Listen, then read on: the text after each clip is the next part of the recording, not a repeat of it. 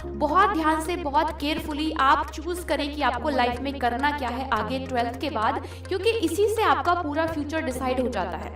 आगे बात करते हैं कि भाई हम सीयूटी क्यों दें, है ना, हम सीयूटी क्यों दें।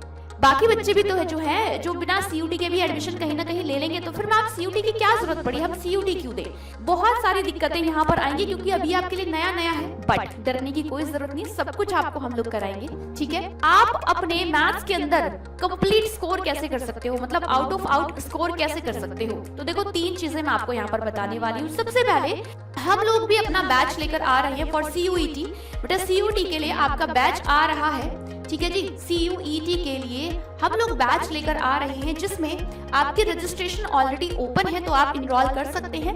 बस आपको साथ बने रहना है हम लोगों के, बाकी आपकी सारी टेंशन हम लोगों की है। सो हाय, हेलो, गुड मॉर्निंग, नमस्कार, कैसे हैं सभी प्यारे बच्चे। सो माय नेम इज प्रिया मावी और मैं आपकी मैथ्स एजुकेटर हूँ बेटा, और हम आज बात करने वाले हैं सीयूटी के बारे में। यस, हम बात करेंगे आज सीयूटी के एग्जाम की, और सीयूटी के एग्जाम में भी हम बात करेंगे जो आपके डोमेन सब्जेक्ट्स होते हैं। बेटा आपके 3 डोमेन सब्जेक्ट होते हैं, जिसमें से मैं आज बात करने वाली हूँ स्पेसिफिक मैथ्स की। सीयूटी में जो आपका मैथ आता है उसमें आप मैथ्स को कैसे टैकल करेंगे, मैथ्स की आपकी क्या स्ट्रैटेजी होनी चाहिए कि आप सीयूटी में बहुत अच्छा स्कोर कर पाए मैथ्स में, ठीक है। 1 बाय 1 सारी चीजों पर बात करेंगे। सो स्टार्ट करते हैं अपनी वीडियो बिना किसी देरी के। चलिए, सबसे पहले हमें पता होना चाहिए मैम सीयूटी होता क्या है। अब बहुत सारे बच्चों को यही नहीं पता कि सीयूटी क्या होता है। बेटा अगर आपने फॉर्म भरा है सीयूटी का तो ही आप सीयूटी के एग्जाम को दे सकते हैं, पहली चीज, ठीक है। बेटा पहले ऐसा होता था कि जो आपके बहुत अच्छे अच्छे कॉलेजेस हैं, जैसे आपकी दिल्ली यूनिवर्सिटी की बात करूं या और भी बहुत सारी यूनिवर्सिटीज हैं, वहां पर आपको एडमिशन लेने के लिए एक लिस्ट लगती थी, यानी कि 12th में आपके कितने % बने हैं उसके अकॉर्डिंग आप वहां पर अपने उसमें आते थे लिस्ट में। बट अब ऐसा नहीं होता है। अब क्या कर दिया है इन सभी यूनिवर्सिटीज ने, कुछ यूनिवर्सिटीज ने क्या कर दिया है, एक एग्जाम कंडक्ट कराती हैं ये सीयूटी, जिसके थ्रू ये बच्चों को वहां पर अपने जो भी कॉलेजेस होते हैं उस यूनिवर्सिटी से रिकॉग्नाइज उनमें एडमिशन देती हैं। अब देखो सीयूटी के थ्रू आप कहाँ कहाँ जा सकते हैं बेटा, अगर मैं बात करूं तो यहाँ पर आप एडमिशन ले सकते हैं सेंट्रल यूनिवर्सिटीज में, जिसमें आपकी सबसे जो फेवरेट, मोस्ट फेवरेट होती है भाई बच्चों की, वो कौन सी यूनिवर्सिटी है बेटा। सो वो यूनिवर्सिटी है आपकी दिल्ली यूनिवर्सिटी, या फिर स्टेट यूनिवर्सिटीज, या फिर प्राइवेट यूनिवर्सिटी, ठीक है। तो आप इन यूनिवर्सिटीज में सीयूटी के थ्रू एडमिशन ले सकते हैं और अपने ड्रीम कॉलेज को भी पा सकते हैं, ठीक है जी। सेकंड बात करते हैं हम ये क्यों करते हैं। आप इसके अंदर बेटा आप अपना कोई भी अंडर ग्रेजुएट कोर्स कर सकते हैं। अंडर ग्रेजुएट मतलब जैसे आप 12th के बाद कुछ भी ग्रेजुएशन में करते हैं, हम उसकी बात कर रहे हैं। फॉर लाइक आप सीयूटी के थ्रू बेटा बीएससी कर सकते हो। बीएससी में भी बहुत सारी चीजें आ जाती हैं, पीसीएम ऑनर्स, है ना, जैसे आप मैथ्स ऑनर्स कर सकते हो, आप फिजिक्स ऑनर्स कर सकते हो, आप केमिस्ट्री ऑनर्स कर सकते हो, ठीक है जी। बीसीए भी आप इसके थ्रू कर सकते हो, और बेटा आप इसके थ्रू बीटेक में भी एडमिशंस ले सकते हैं। इसी के साथ साथ यहाँ पर आप बीकॉम या फिर बीबीए वगैरह ऐसे कोर्सेज भी कर सकते हैं थ्रू सीयूटी, ठीक है। चलिए जी, थोड़ा सा और आगे बढ़ते हैं इसी में। अब बात करते हैं इसमें कितने टोटल सब्जेक्ट्स आपके पास होते हैं। बेटा इसमें आपके पास टोटल 5 सब्जेक्ट्स होते हैं। पहला आपका इंग्लिश होता है और दूसरा आपका होता है जीटी, यानी कि जिसमें हम कहते हैं जनरल टेस्ट, ठीक है। जनरल टेस्ट में भी 3 आपके पास डोमेन सब्जेक्ट्स होते हैं, जैसे मैंने अभी आपको बताया क्लास 12th में जो भी आपने लिया है, पीसीएम की बात करूं या फिर आपका पीसीबी की बात करूं, तो यहाँ पर ये तीनों आपके डोमेन सब्जेक्ट होते हैं। ओके जी, आगे बात करते हैं कि भाई हम सीयूटी क्यों दें, है ना, हम सीयूटी क्यों दें। बाकी बच्चे भी तो है जो बिना सीयूटी के भी एडमिशन कहीं ना कहीं ले लेंगे, तो फिर मैम सीयूटी की क्या जरूरत पड़ी, हम सीयूटी क्यों दें।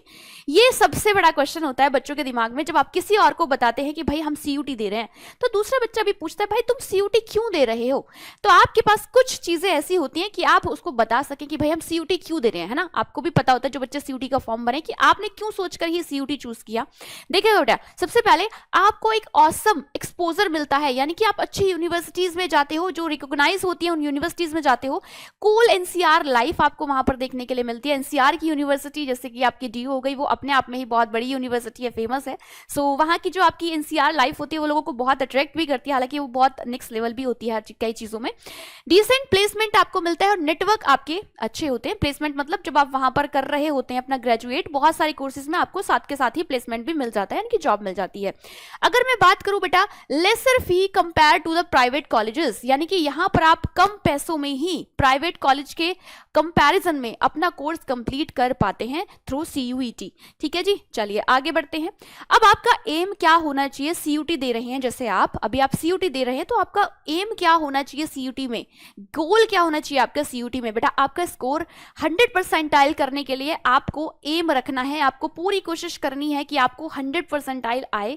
हर एक पेपर की मैं बात कर सकती हूँ या फिर मैं अपने ही मैथ्स की बात करती हूँ कि मैथ्स में आप आउट ऑफ आउट नंबर लेकर आए, ऐसा आपको अपना एम बनाकर चलना है। देखो होगा जो होगा वो भगवान के हाथ में होता है, आपके हाथ में सिर्फ मेहनत करनी होती है। तो आप अपना एम गोल बनाकर चले कि मुझे बहुत मेहनत करनी है CUT में ताकि मैं अच्छा कॉलेज लेकर आ सकूं। बेटा आपके पास दो ही चॉइसेस होती हैं लाइफ में, है ना, दो ही ऐसे रास्ते, दो ही ऐसे मौके आपके पास आते हैं जब आपको चॉइस चूज करना होता है कुछ ना कुछ। पहला आपका अपना करियर एंड दूसरा आपका लाइफ पार्टनर।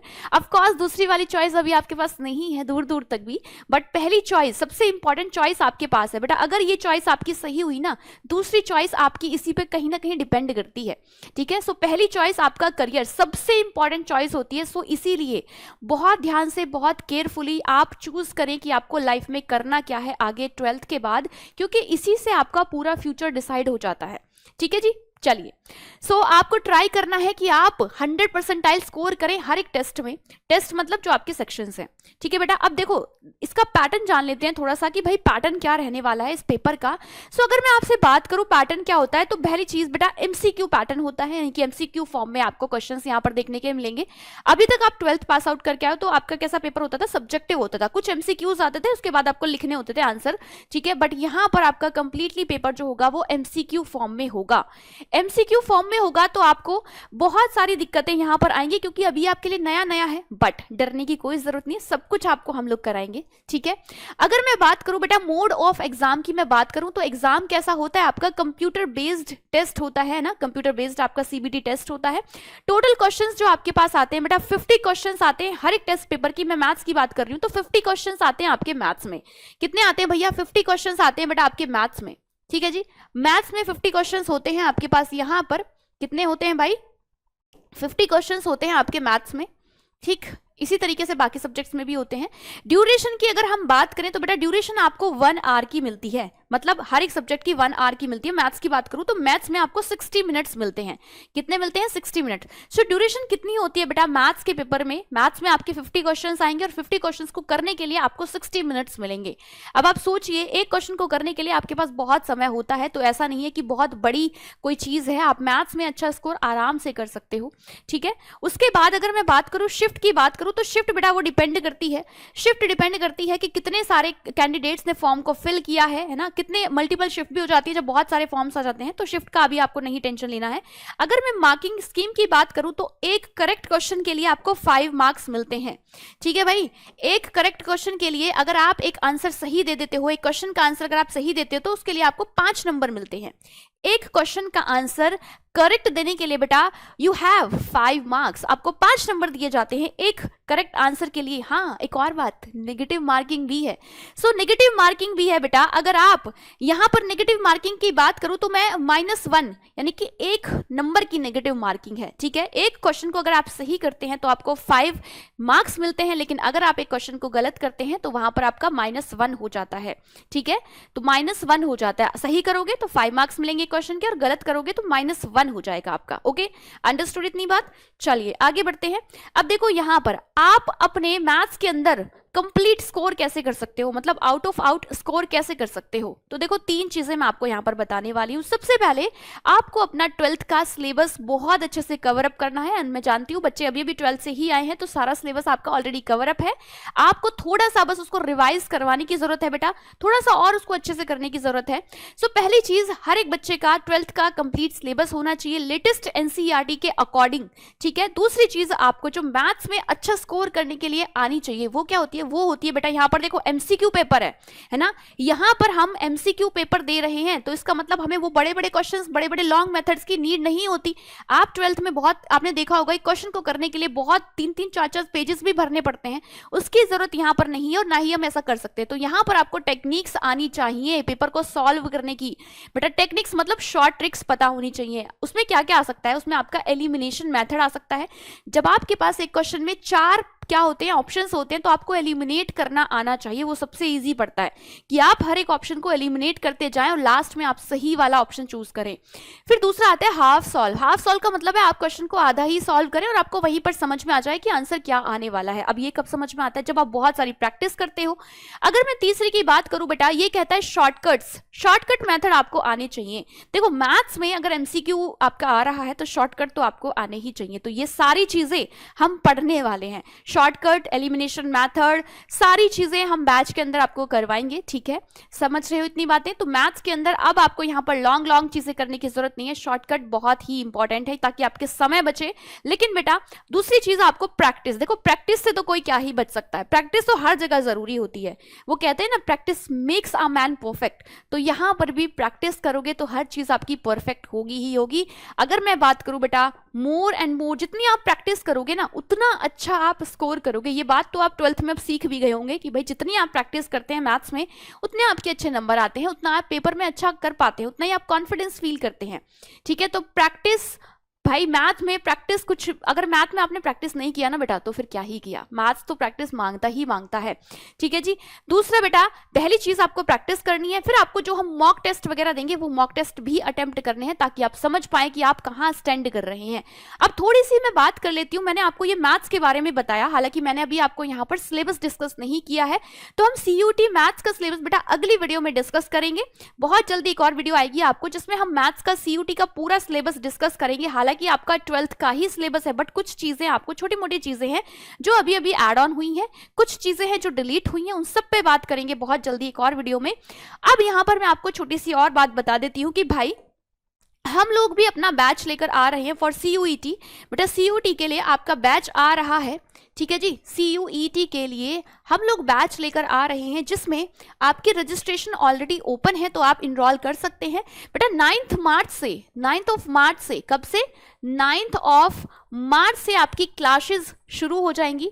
क्लासेस स्टार्ट हो जाएंगी कहां पर, यूट्यूब पर। सो क्लासेस स्टार्ट हो जाएंगी आपकी यूट्यूब पर स्टार्ट हो जाएंगी, बट 2 ही डेमो आपके यूट्यूब पर जाएंगे। कितने भाई, यहां पर हम केवल आपको 2 डेमो देंगे यूट्यूब पर। ठीक है, हर एक सब्जेक्ट के आपको 2 डेमो यूट्यूब पर देखने के लिए मिलेंगे। 3rd क्लास आपकी एप्लीकेशन में चली जाएगी, यानी कि फिर आप हमसे यूट्यूब पर नहीं मिल पाएंगे।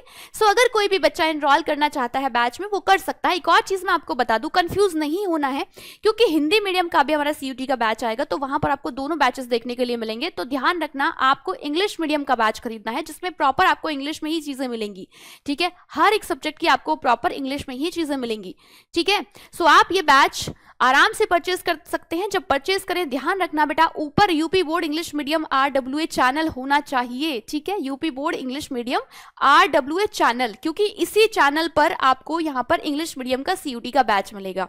ठीक है भाई, 9 मार्च से आपकी क्लासेस स्टार्ट हो रही है। मैं अपनी क्लास का बता देती हूँ, मैथ्स की क्लास की भाई बेटा, मैथ्स की क्लास की जो टाइमिंग रहेगी वो भी आपको बहुत जल्दी बता दी जाएगी। ठीक है, कि मैथ्स की क्लास की टाइमिंग क्या रहने वाली है। क्लासेस आपकी शेड्यूल हो जाएंगे तो आप वहां पर भी देख सकते हैं। बहुत अच्छे से, बहुत प्यार से सारी चीजों को समझते हुए चलेंगे। हमारे पास समय भी है, उसमें हम सब कुछ करेंगे। हाँ, कोई बच्चा अगर चाहे वो पूछ सकता है, जैसे बहुत बच्चे पूछते हैं मैम बुक वगैरह लेनी है, क्या करना है, कैसे करना है, तो बेटा हम आपको सब करवाएंगे बैच के अंदर। ठीक है, हम आपको सब करवाएंगे। इधर आपका सिलेबस भी कंप्लीट होता रहेगा और उधर हम आपको प्रैक्टिस सेट्स भी करवाएंगे। तो हम सारी चीजें आपकी पूरी टेंशन हम लोग ले रहे हैं। जो बच्चे 12th क्लास में पढ़े होंगे उनको पता भी है। ठीक है, कि हम लोग कैसे काम करते हैं आप लोगों के साथ, बस आपको साथ बने रहना है हम लोगों के, बाकी आपकी सारी टेंशन हम लोगों की है। इसी तरीके से आप लोग आराम से पढ़ते रहिए। और बेटा जो ज्वाइन करना चाहता है बैच को वो बिल्कुल ज्वाइन कर सकता है, इनरोलमेंट आप कर सकते हैं, आपका रजिस्ट्रेशन स्टार्ट है बैच में। ठीक है, बाकी अब मिलते हैं नेक्स्ट वीडियो में जिसमें हम डिस्कस करेंगे आपका CUET में जो मैथ आता है आपका डोमेन के अंदर। ये डोमेन वाले मैथ्स की बात कर रही हूं मैं, जो डोमेन में आपका मैथ आता है उसकी बात कर रही हूँ। ठीक है, सो डोमेन में जो आपका मैथ्स आता है अगली वीडियो में हम उसका सिलेबस डिस्कस करते हुए मिल रहे होंगे। ठीक है जी, तब तक आप लोग अच्छे से आराम से अपनी प्रिपरेशन करते रहिए। मिलते हैं 9 मार्च को CUT के बैच में बेटा, तब तक के लिए नमस्कार, बाय बाय, जय हिंद।